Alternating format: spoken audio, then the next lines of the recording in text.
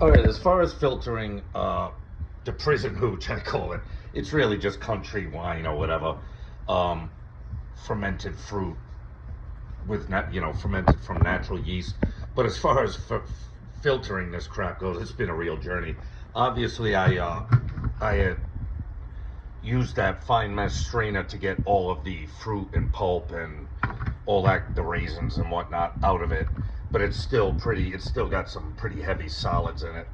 So, I mean, the best I could figure out, I don't own any kind of professional filtering system.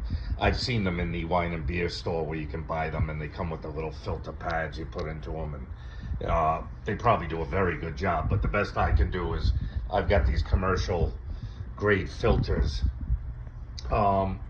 which I use, a lot of times, especially when I make when I make my apple pie moonshine at the end of the year, since there's so much cinnamon bits in it and stuff like that, solids from the apple cider. I'll usually use these filters just like this to filter it all out and get it as clean as possible. I mean, obviously you can see it's a slow process, and it still looks like blackberry wine. It's not like it's not magically filtering it clear or anything like that. That wouldn't make sense at all. That one's all filtered out, and then I've started filtering, putting the rest in this bucket. It'll all wind up back in that bucket anyway, once this one's done, because I'm gonna need to back sweeten this. It's just a little bit dry, you know what I mean? Like, for using natural yeast just from the organic raisins, I was surprised at it. Because if you watch those videos, I used a lot of sugar and there was a lot of fruit. And I was very surprised that a natural yeast would ferment it out that dry. I thought it would leave behind a little residual sweetness, but it did not. It tastes good. It tastes like blackberries, but I'm not a big dry wine guy. If I was gonna drink wine, which I don't that often, I would probably prefer like a sweeter wine, like a Zinfandel or something like that. I don't even know all the different types of wines. So, I mean, it's kind of like the difference, like if you're a Scotch drinker, and you've ever had sherry finished stuff. Well, if you ever try sherries, PX sherry is very sweet, whereas Oloroso sherry is very dry. So it's kind of like that, obviously you've had wine before, you know dry and sweet wine. Well, I prefer a sweet wine. I haven't taken a gravity reading on it. I'm gonna have to do that at some point. In fact, maybe when one of these finishes. In fact, let me go grab my, it's gotta be over here somewhere. Yeah, it is my tube. And I've got I bought a bunch of extra hydrometers because I hit a jag there where I was breaking hydrometers at an alarming rate. So I just said, fuck it, buy them by the 3 or 4. And that way, when you break one, you got one to back it up. But at some point, I'll take a gravity reading on this. I'm not really sure what it is. I would imagine it's got to be around, 20%. I would think at least. But at I'll probably try and update. Maybe when I'm done recording this video and showing how I filtered it, I'll do a quick gravity reading and leave it in the comments section. But yeah, I mean, this is what the process is going to be. After a while, these filters will eventually drain out, you know what I mean? But as you can see from the inside of them, they're leaving a lot of solids and colors behind, you know what I mean? I probably could have tried to cold crash it, but we're in the middle of summer. If it was wintertime, I probably would have just stuck the bucket outside, cold crashed it, and siphoned off, or racked off, anything that racked off the stuff at the top and left the solids at the bottom. But would it be in the middle of summer? I can't fit one of these buckets in my refrigerator or anything like that. That's not going to work. So with that being said, this is the filtering process. I mean, these things come in handy. As you can tell, they're much bigger than your average coffee filter. I mean, they're bigger than my hand. So I mean, these are probably made for an industrial coffee maker or something like that. But you can get them. I mean, I forget how many. There was probably at least 1,000 or 500 of them in there. You can see the size of the pack of them I got. You get them on Amazon. I forget, this was probably less than $10 for that many of them.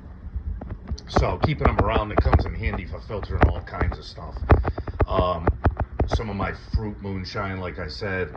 Obviously, it came in handy for this. Even sometimes if,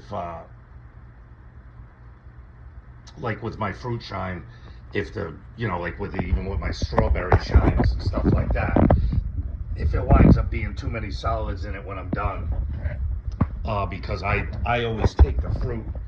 This is the first batch of fruit. You can see it's gone white. What I'll do is juice press that out. You've seen me before on my thing. I'll juice press all that fruit out and put in a second batch of fruit. But if I get too many solids in there, sometimes I'll use a filter to clean it out. So keeping these industrial filters around comes in handy. Obviously, you need to, rubber band it to the top of the thing so it doesn't fall in. And then obviously once the level gets up to the point of the filter hanging down, nothing's gonna drip in. So you gotta keep it below the filter. But this is the way it's gonna have to go. And slowly but surely, they'll drain themselves out. And once these are done draining, I'll dump them into the filtered bucket. Obviously put in new filters.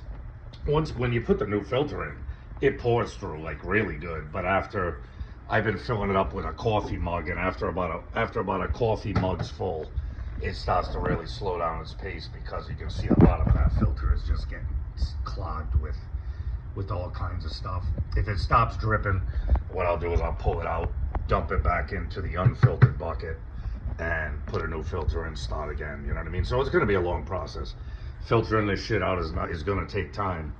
Like I said, I've got the one handle full of filtered wine, but I ran out of stuff to put them in, and I want to keep putting in buckets, in bottles. So that bottle is going to go back into the finished filtered batch. And like I said, I'll back sweeten it to taste. I'm figuring probably maybe a quarter cup per gallon or something like that. I don't know. I'll melt it down into liquid and put it in there and mix it up.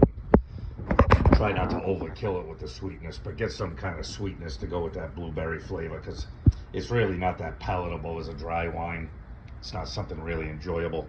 So I'm hoping it's got some strength to it, because I'll sit down with a glass of it and maybe an ice cube in it and enjoy my homemade wine. I had all those blueberries. The reason I made this is because if you look back at the videos from when I made this, I think it was something like 12 cases of blackberries. It was like 144 packages of them, you know what I mean, of organic blackberries that I had gotten for free.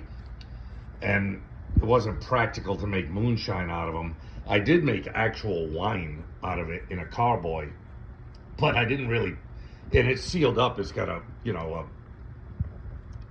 air, whatever you call it, one of them things that keeps air from getting into it.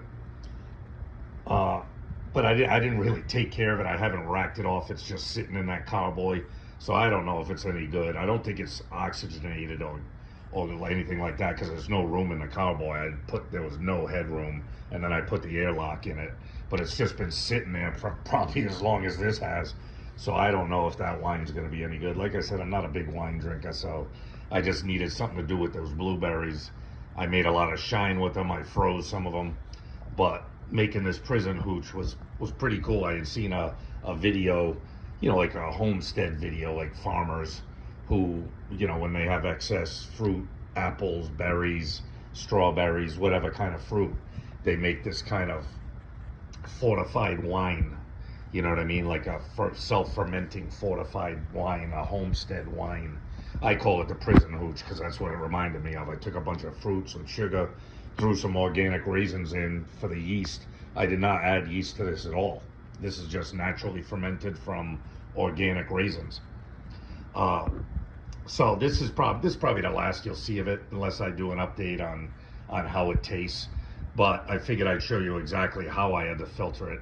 I started with the mesh strainer, you know what I mean? And of course, the mesh is fine enough on it that it gets, basically, I had to empty this thing dozens of times because that gets clogged up too.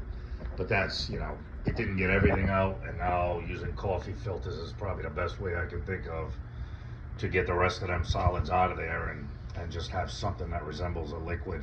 And probably I'll leave it in a bucket maybe for a few days and rack it off into storage containers. I'll probably just use half-gallon jars because I don't have a whole lot of handles, size bottles to put it in. So I'll probably just get some half-gallon jars out of my storage unit and use that. So there's the video on filtering it. It's probably the last you'll see of it. I'll try to remember to put the proof, take the proof and put it in the comments section. But if you got any questions about how it was made, how it's done, all that, feel free to ask in the comments. If not, I will see you in the next video. Take care of yourself, people. Be good.